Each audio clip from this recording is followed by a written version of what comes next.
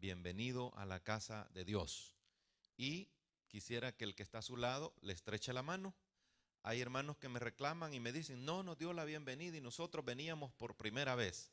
Dígale si es primera vez, si es segunda, si es tercera, si es cuarta, es quinta, es bienvenido a la casa de Dios.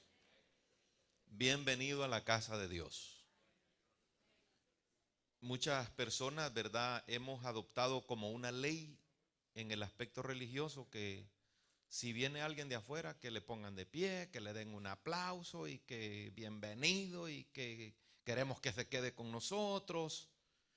Es bueno, pero procuremos no ser protagonistas de nada, solamente siervos delante de Dios. ¿Estamos alegres? Amén. Vamos a hablar, hermano, acerca de un tema de la realidad en lo que es la vida cristiana.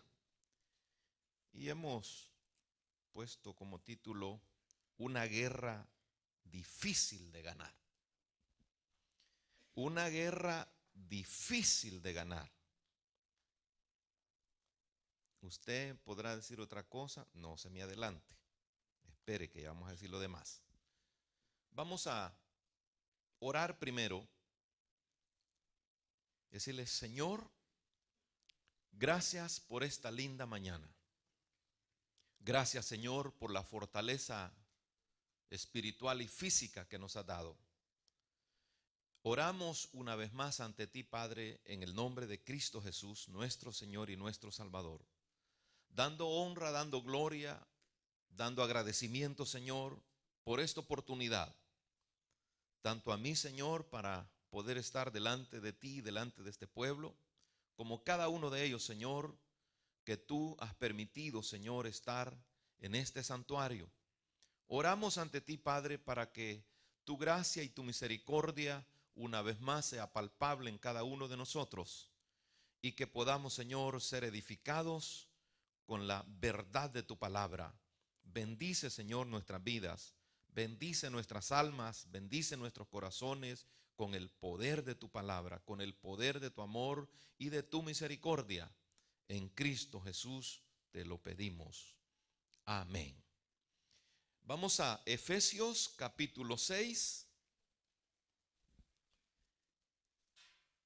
Y en ese versículo vamos a entender por qué es una guerra difícil de ganar.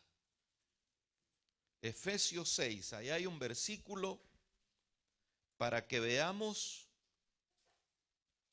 quién tiene la guerra con nosotros y ante quién tenemos que batallar en esta guerra.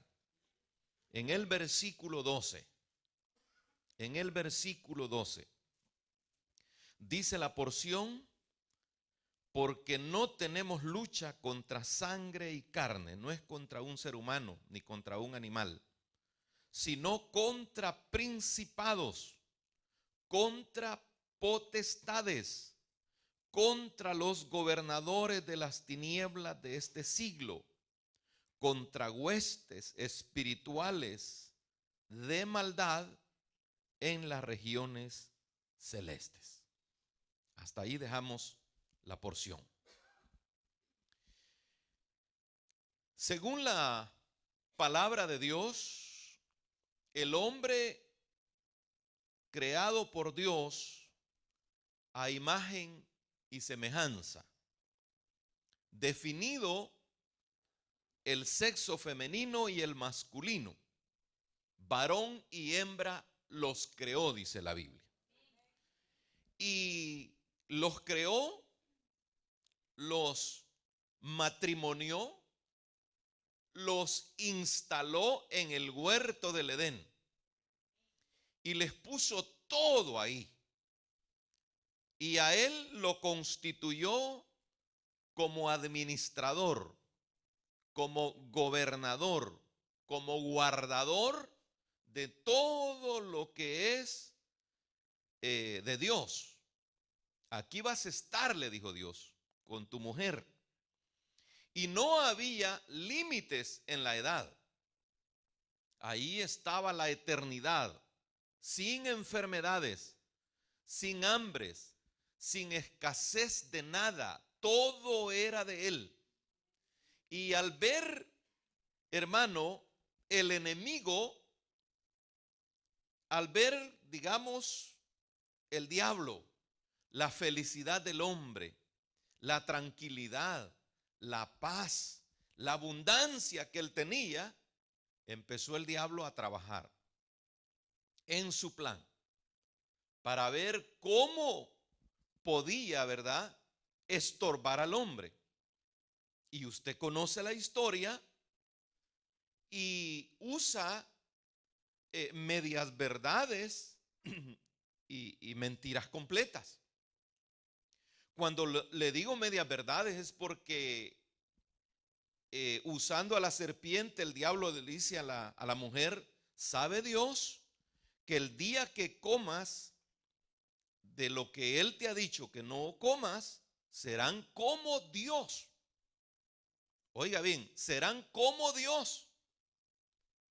Pero nadie puede ser como Dios. Tenemos, hermano, lo que después le dice, conociendo el bien y el mal. Eso sí lo sabemos bien. Nosotros sabemos cuando hacemos bien y cuando hacemos mal.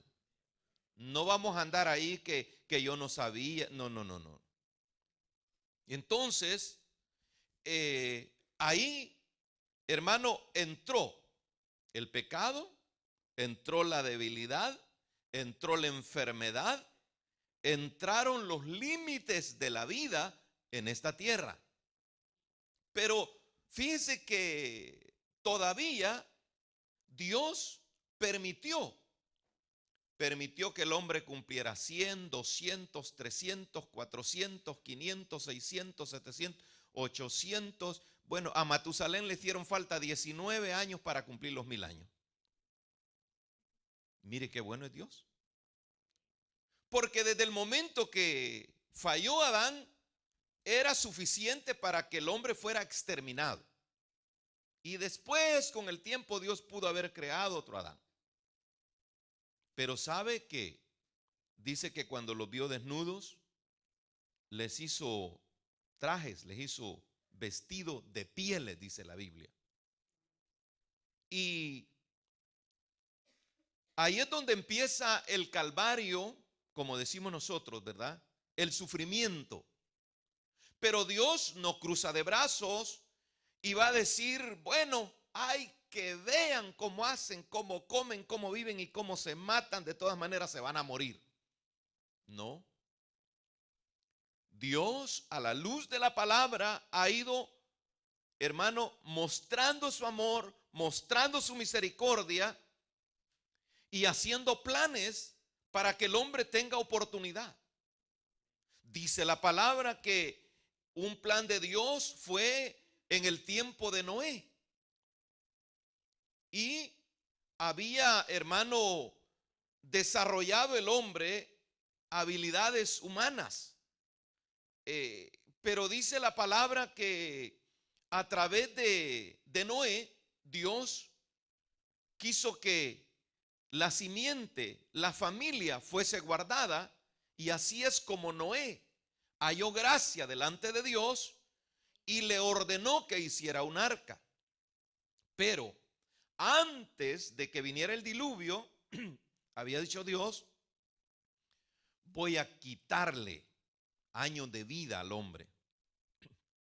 Ya no van a vivir 800, ni 500, ni 600, sino que los días del hombre van a ser 120. Mire, si usted va a la calculadora y de 900 quita 120, le sale como un 85% de descuento en la vida. El 85% le quitó. Pero hay algo, hermano, que la generación de Noé no entró, fíjese, en esa maldición. Usted va a ver que Noé, los hijos de Noé y los nietos de Noé vivieron más de 500 años. Mire cómo es el Señor. Dijo, van a vivir 120, pero dejó que vivieran otra, no sé, ¿verdad? El hombre anda en la búsqueda de vivir más años de vida, ¿verdad? Esta semana oí una noticia de que eh, en un estado de aquí de Estados Unidos han inventado un lente, y a un señor que tenía 10 años de ser ciego le han implantado unos electrodos en la córnea del ojo que conecta con el cable del cerebro para que se pueda identificar. Entonces el señor dice que tenía 10 años de no ver a su esposa, y con esa operación él ya ve la sombra, ya la puede distinguir dónde está. Entonces yo dije, bueno, hace años salió una película que llamaba el hombre biónico, ¿verdad? El ojo biónico. Entonces, hermano, puede ser, ¿verdad?, que al hombre le den un ojo biónico, pero si no le dan todo el sistema digestivo biónico, ¿de qué va a vivir? Entonces va a ser un robot. Dios dijo, hermano, que el hombre iba a vivir 120 años, pero aún habiendo terminado con todas las generaciones de Noé, solo quedando Noé y su familia, después se volvió a corromper el hombre. Volvió otra vez a lo mismo. Entonces, Dios, trabajando en su plan, después elige a Abraham en el capítulo 12 del libro de Génesis, y empieza a trabajar no en formar una familia, sino en levantar una nación para la gloria de su nombre. Y ahí empieza, hermano, en las generaciones de Abraham, que el hombre empieza ya a engendrar de 30 años, porque ya se viene acortando la edad, se viene cumpliendo ya lo que Dios había dicho. Pero todos esos planes de Dios, no es que Dios haya fallado, sino que el hombre siempre le ha fallado a Dios. Esta semana hablaba yo con un hermano de nuestra iglesia que él toda su vida, me dice él, yo he sido cristiano desde mi niñez. Y un día de estos me dice, se me fue el sueño. Era como la 1 de la madrugada y yo le decía a Dios, Señor, yo no sé, pero con estas dolencias y con estos problemas, no sé si es tiempo ya que me quiera llevar. Y él, como un poco melancólico, me dice, hermano, yo le he fallado a Dios, no he sido perfecto, he cometido errores, pero he hecho la cacha, me dice. He hecho la cacha. Y hermano, creo que cuando venimos a Cristo, hace varios años hubo como un mensaje media verdad y media mentira, que los evangelistas usaban, que al venir a Cristo se iban a acabar todos los problemas.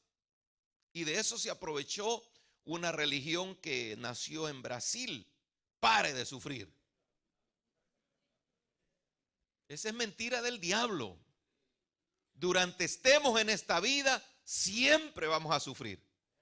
Sea de una buena gripe, de un dolor de estómago. Usted sabe que cuando los niños de meses de nacido empiezan a llorar y a llorar y a llorar y no pueden decir nada, ¿y qué tendrá? Un cólico, dice. Están sufriendo por ese cólico. Entonces, hermano, siempre vamos a tener. Dios, en todos los intentos de Él, cuando la nación estaba cautiva en Egipto, 400 años después de Jacob, no era que al llegar a la tierra prometida ya iban a estar como estuvo Adán al principio en el huerto del Edén. No, tenían que llegar a la tierra prometida, trabajar y hacerla producir. Lo que Dios quería era tener un contacto, era un diálogo con ellos y que ellos le respondieran a Dios.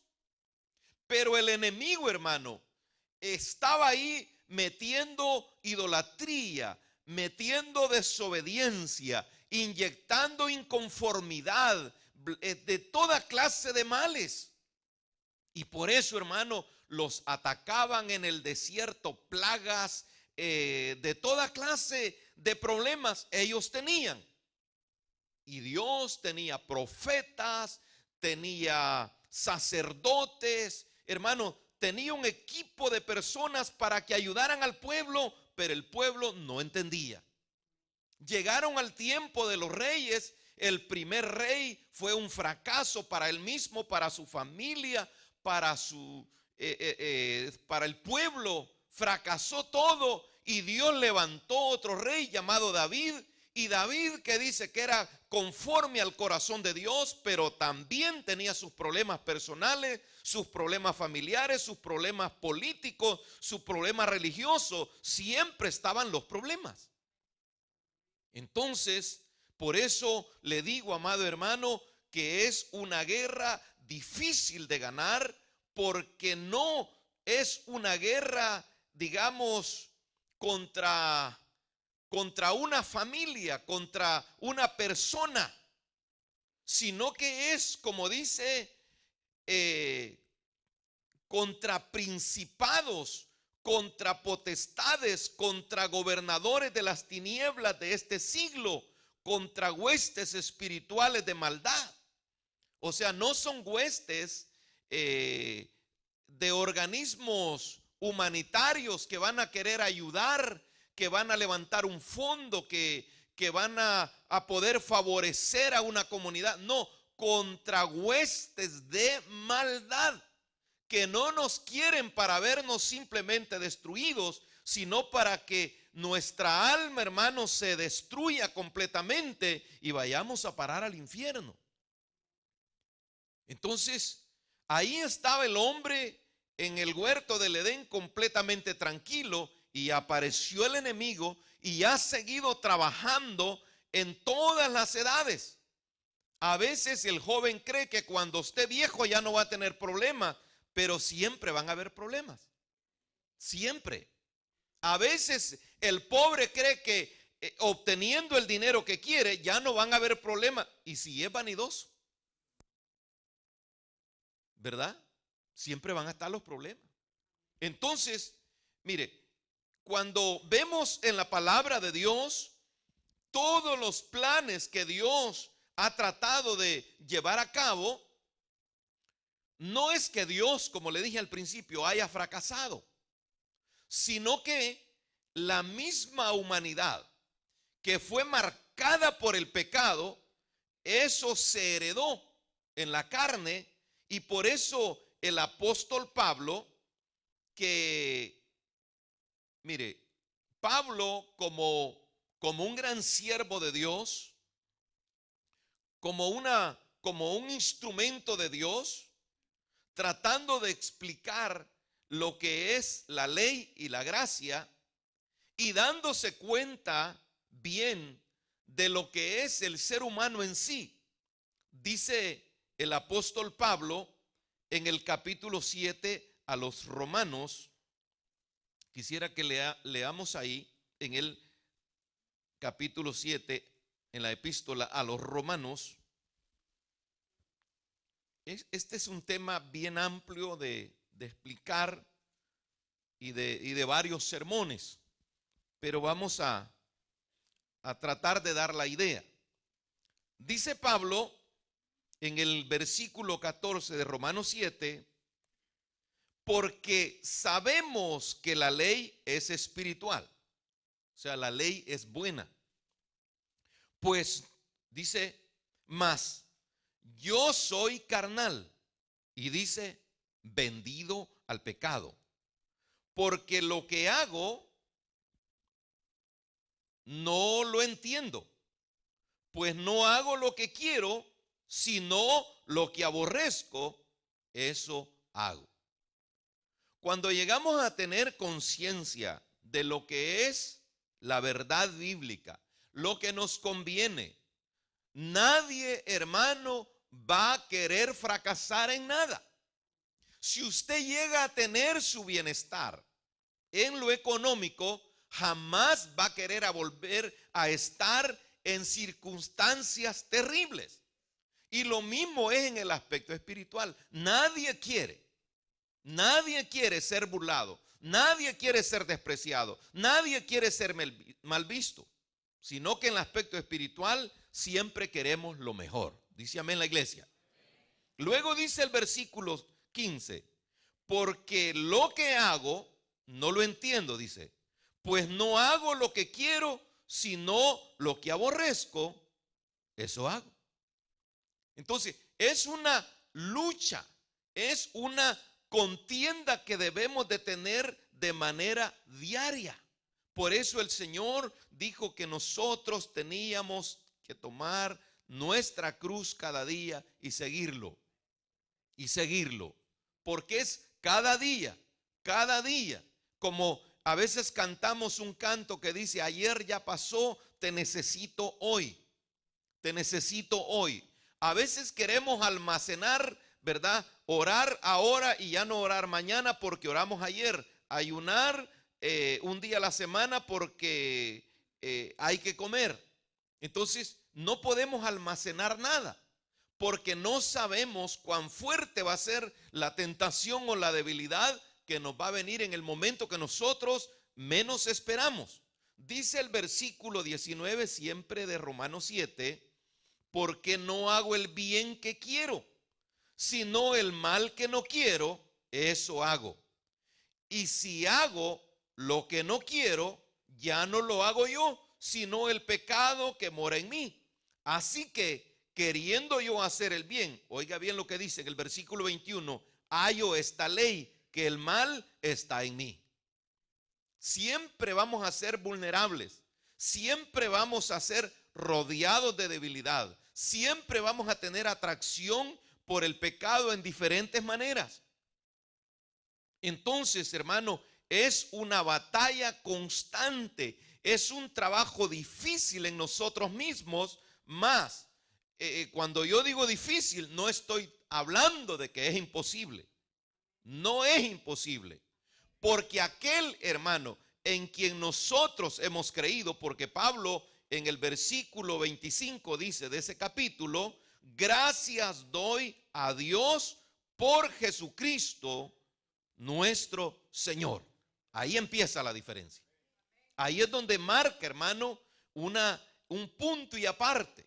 Entonces nosotros tenemos que estar cada día, ¿verdad? Cada día en las manos del Señor, reconociendo, porque sabe que la jactancia y la soberbia es prácticamente el tiro de gracia cuando fallamos a Dios. Habían dos pecadores con el mismo nivel de pecado cuando Cristo estaba siendo crucificado. Dos pecadores, pero uno de ellos, reprendiendo al otro, le decía, nosotros a la verdad merecemos.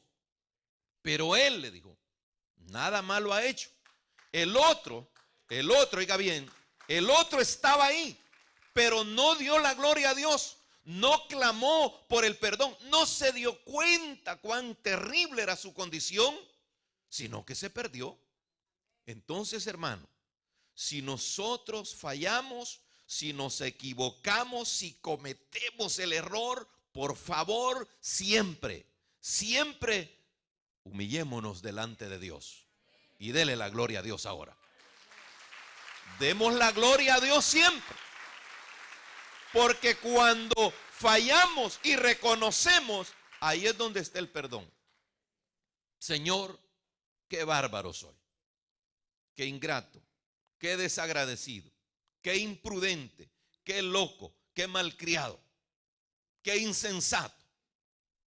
Y eso, hermano, no lo vamos a aprender de la noche a la mañana, porque es un proceso donde la vida nos va mostrando la misericordia de Dios.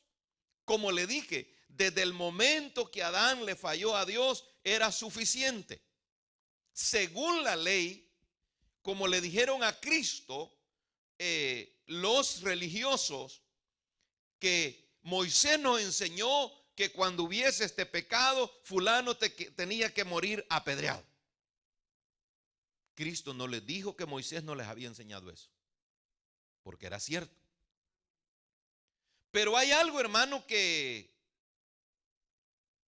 nosotros lo conocemos muy bien en cuanto a la mujer adúltera, que cada quien llevaba su piedra. El asunto no es botar la piedra e irse. El asunto es botar la piedra y humillarse, ¿verdad?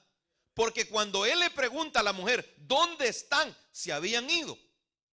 Y no podemos repetir lo que hizo Adán. Adán, cuando pecó, hicieron vestidos con su mujer de hojas y se escondieron. Entonces estos que llevaban la piedra en la mano tiraron la piedra y se fueron. No podemos irnos ni de la iglesia, porque el día que nos vamos de la iglesia, nos vamos de las manos del Señor Jesucristo. Tenemos que ser fieles. Mire, yo oí a un predicador que para cerrar su mensaje en los campos evangelísticos decía: así como tuvo valor de pecar, tenga valor de humillarse delante de Dios, decía él. Y esa es una verdad. Yo no sé cuántos de ustedes les encantó la bailada, ¿verdad? Que en la primera canción salían como que eran gusanos macheteados, ¿verdad? Pero duros para aceptar a Cristo, ¿verdad? Allá en el campo, ¿verdad? Yo creo que ustedes, como son de la ciudad, no escucharon estos vocabularios. Rompían capote, decían los viejitos. Yo no sé ni qué es eso. Y la crítica era, y yo hablaba y decía: miren, es incachable, decía la gente. Yo no sé qué quiere decir esa palabra. Incachable, ¿será que no lo pueden cachar? O como que dicen bueno para nada. Sí, para lo bueno, pero para lo malo, número 1. Pero sabe, hermano, que en el capítulo 8, Pablo define para que nosotros no creamos a las cosas que dice Pablo. Porque mire, en el capítulo 7 dice Pablo, en una porción: miserable de mí, dice el versículo 24. Miserable de mí. Y él no era cualquier cosa. Él era un hombre que había proclamado las verdades, se había enfrentado ante autoridades religiosas, políticas, de toda clase de fanáticos, y había sufrido por el evangelio. Lo habían garroteado, lo habían dejado por muerto, pero dice: miserable de mí, ¿quién me librará de este cuerpo de muerte? ¿Quién? Solamente el Señor Jesucristo. Entonces, en el capítulo 8, cuando usted esté en casa, puede leerlo y poder, hermano, darse cuenta de lo que Pablo trata de identificar bien lo que somos y lo que tenemos que hacer. Dice 8:12, versículo 12, Romanos 8. Así que, hermanos, deudores somos, no a la carne. Así que si un día cree usted que la carne merece un buen plato de comida, no merece nada, ¿verdad? A veces decimos, si usted se quiere deleitar en una comida, pues, pero en cuanto a que la carne lo merezca, ¿verdad? No, la carne no merece nada. ¿Entiende eso? Entonces dice: deudores somos, no a la carne no le debemos. Entonces dice: para que vivamos conforme a la carne, no le debemos nada. Porque si le pagamos a la carne, entonces vamos a vivir conforme a la carne. Porque si vivís conforme a la carne, moriréis. Mas si vivís por el Espíritu, hacéis morir las obras de la carne y viviréis. Entonces, es un trabajo, hermano, es una lucha que nadie, para esto no hay filosofía, no hay sociología, no hay derechos humanos. Es un trabajo, es una lucha que tenemos que hacerla de manera personal. Congregacionalmente, hermano, podemos dar conferencias, capacitaciones, pero nadie va a marcar la diferencia si nosotros no estamos dispuestos a hacerlo. ¿Está entendiendo?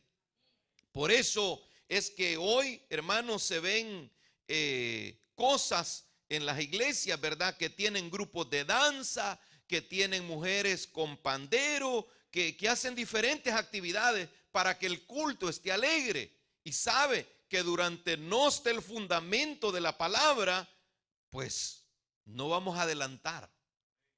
Por eso dice la Biblia, si el justo con dificultad se salva. O sea, no es una lucha contra cualquier cosa. Por eso Pablo, después del versículo 12, en Efesios 6, dice, porque no tenemos lucha contra carne y sangre, dice el versículo 13, por tanto tomad toda la armadura de Dios para que podáis resistir en el día malo y habiendo acabado todo, estar firme. Estad firme. Y luego dice el 14, estad pues firmes, ceñidos vuestros lomos con la verdad y vestidos de la coraza de justicia. Ahí, hermanos, está toda la herramienta, está todo el uniforme, está toda la vestimenta, el calzado, para que nosotros nos podamos uniformar de ello. Pero no crea que cuando se logra todo y se uniforma, va a ser para estar como en una exposición y se va a graduar de creyente, ¿verdad? Y va a decir, yo tengo el casco de la protección para que ningún veneno entre a mi cerebro. Y tengo la coraza de justicia para que nadie, no, podemos tenerlo todo. Pero entre más se prepara un soldado, mayor capacidad tiene para poder hacer frente a una guerra. Estaba escuchando un documental acerca de uno de los Marines de aquí de Estados Unidos. Y él habla de todo el entrenamiento y a todo lo que son expuestos. Pero sabe que con los años, decía, después de 7 años de estar en el frente, empezó a fallarme la mente. Empecé a sentir trastornos. Y dice, por 7 años he estado en un tratamiento severo porque mi cuerpo, mi cerebro no resistió. Hermano, todos los días de nuestra vida, en esta vida, vamos a equiparnos con la palabra de Dios, a uniformarnos, a calzarnos, pero no para ser los intocables. No, entre más acorazados estemos, más grande va a ser el mamellazo que nos va a venir y tenemos que estar dispuestos a aguantarlo. A veces, hermano, parece locura, ¿verdad? Pero en asunto de comedia, ¿verdad?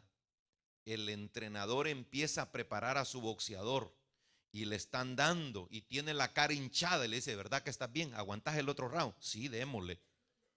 Y aguantando. Entonces, usted no va a estar, hermano, como un hijo de Dios ahí, ¿verdad? Ahí viene el reverendo. Ahí viene el ¿qué? El profeta, el apóstol, ¿verdad? Y wow, ese ya se acabó. Ese ya se acabó. Por eso el Señor, hermano, habla en el cuidado permanente.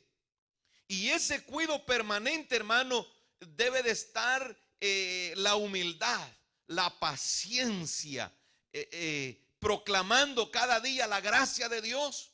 Porque a veces en el aspecto religioso, hermano, nos creemos intocables y nos consideramos que estamos en la máxima. Y a veces cuando predicamos nos acabamos a todos y solo nosotros somos los héroes.